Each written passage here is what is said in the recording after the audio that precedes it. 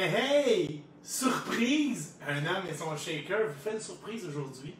Parce que notre... Mon cellulaire qui fait des menus, pas grave. Parce que notre journée a été trop fructueuse.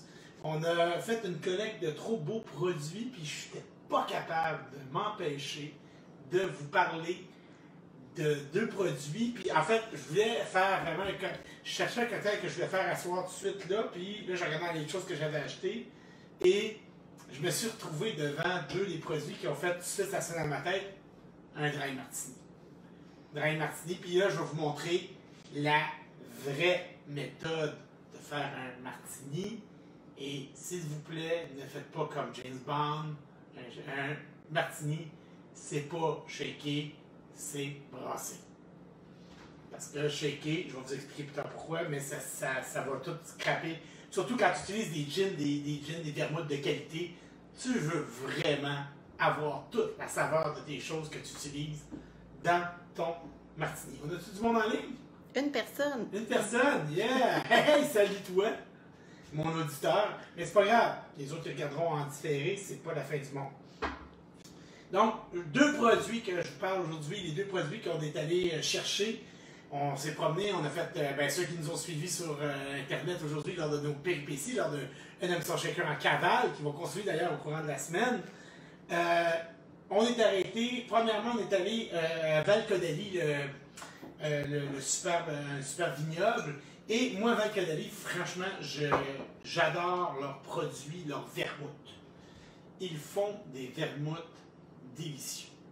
Et je connaissais déjà le vermouth rouge, le vermouth ambré, le vermouth doux. Et là, je suis tombé sur le vermouth sec, ici. Et vraiment, c'est une belle découverte. Normalement, quand on prend un vermouth sec, tu prends ça juste de même là, et tu grimaces un peu. C'est très sec.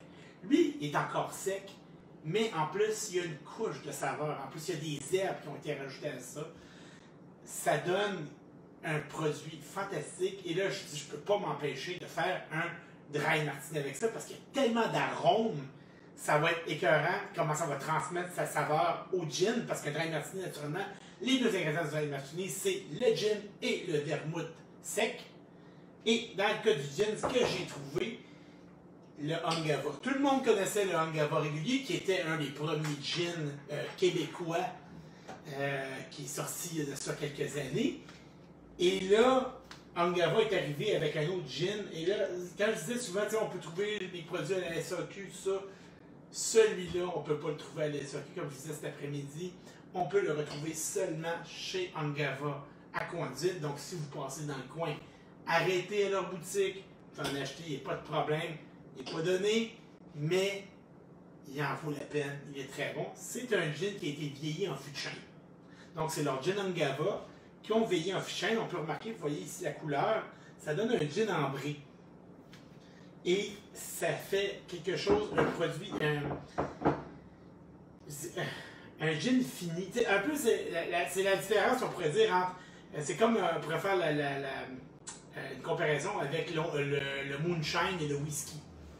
Le moonshine qui sort directement de l'alambic et après ça, c'est ça, on le boit. Et le whisky, lui, qui après ça est allé vieillir dans des fûts, eh bien, on a fait la même chose avec le gin. Donc, après l'alambic et le panier d'aromates, on s'en va dans un fût, on vieillit, et là, on développe des saveurs, on développe des arômes. Et quand on boit ça juste tout seul, on peut le boire tout seul, ce gin-là. Ça glisse dans la gorge, là. C'est doux, c'est magnifique, c'est super. Et j'ai décidé de faire mon dry martini avec ça. Donc, dry martini. Quand on parle du martini et dry martini, pas la même chose. Le martini, on va mélanger vraiment le vermouth avec le gin. Dans le cas du dry martini, on va donner seulement les arômes et la saveur du vermouth à notre gin. Donc, vous allez voir, vous allez comprendre quand je vais le faire pourquoi je dis ça. Alors, on commence ça. Pour faire notre dry martini, on prend naturellement des coupes à martini. Là, j'avais mes coupes ici à Margarita qui vont faire. C'est correct, ça fait. C'est parfait. On veut avoir le verre le plus évasé possible. Pourquoi? Parce qu'on veut que quand on boit, là, on a là, les arômes. Ça revole, là, ça va dans notre nez. C'est super, c'est vraiment bon. Donc, on commence ça. Première chose, on va mettre la glace dans notre verre à mélanger. On ne shake pas, on va juste mélanger. Donc, je mets la glace dans mon verre à mélanger. Pourquoi je mets 2 glaces? Une glace. Une grosse glace dans mon verre à mélanger. Et là, ce que je vais faire, je vais ajouter mon vermouth. 1 once de vermouth. Les proportions, c'est toujours 1 pour une demi. C'est-à-dire que là, dans ce cas-ci, je vais utiliser 2 onces de gin pour 1 once de vermouth. Donc, 1 once de vermouth. Sec. Dans ça. Et là, il y en a qui vont capoter quand je vais faire ça, mais vous allez voir. Je mélange à la cuillère et je m'arrange pour que mon glaçon qui est dedans ici, là, il va prendre la saveur de mon vermouth. Et après ça, qu'est-ce que je fais? Je jette le vermouth. Vous pouvez le boire après si vous voulez. C'est ça que je vais faire, je sais. Qu'est-ce qui me reste? C'est mon glaçon avec mon gin. Et là, mon glaçon, il faut que ça soit allé quand même assez rapidement. On part et on y va avec 2 onces de gin.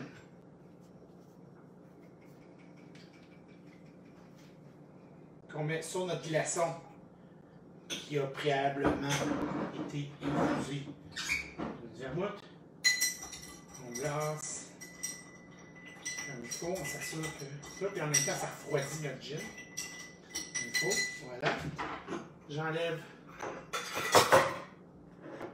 là, ma coupe est bien refroidie, c'est ici, et on filtre, tout simplement. Là, ma coupe est un peu grande pour le faire, mais c'est pas grave. L'effet pareil, là. Ensuite, vous avez 2 choix. Vous pouvez le prendre comme ça. Vous pouvez prendre un olive, un oignon. Après ça, ça reste au goût. Moi, je l'aime dirty. Mon martini, dirty martini, qu'est-ce que ça veut dire? Je vais prendre un petit peu de la saumure. Comme ça. Hop, dans mon martini. Que je vais mélanger. Cuillère.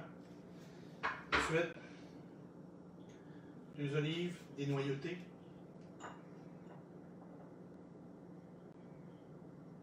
Voilà. Que je. Comme ça. Il faut qu'il rentre dans le martini comme ça. Comme ça, à la fin, on mange les olives, puis ils ont été infusés de gin. C'est bon. Donc, voici le dry martini. En fait, le dirty dry martini. D'ailleurs, vous voyez, j'ai utilisé je me suis acheté un beau petit caoutchouc Angava pour pouvoir mettre mes cocktails dessus. On s'améliore avec le temps. Donc, dry martini, tout aussi simple que ça, facile à faire. Pour nos amis keto, le Valcodali, il avait dit, combien il avait dit déjà? Je pense qu'il était à 4 grammes de sucre. Hein? Moins de 3 grammes. Moins de 3 grammes de sucre dans le vermouth. Que ce soit le rouge ou le blanc, c'est-à-dire le ambré ou le sec, d'où le sec. Donc, c'est le fun parce que ça vous permet de faire votre martini avec un vermouth qui est moins sucré et qui va être parfait pour vous. Donc, voilà. Donc, aimez, partagez, surtout, shaker ou dans ce cas-ci, brasser à la cuillère. À la prochaine!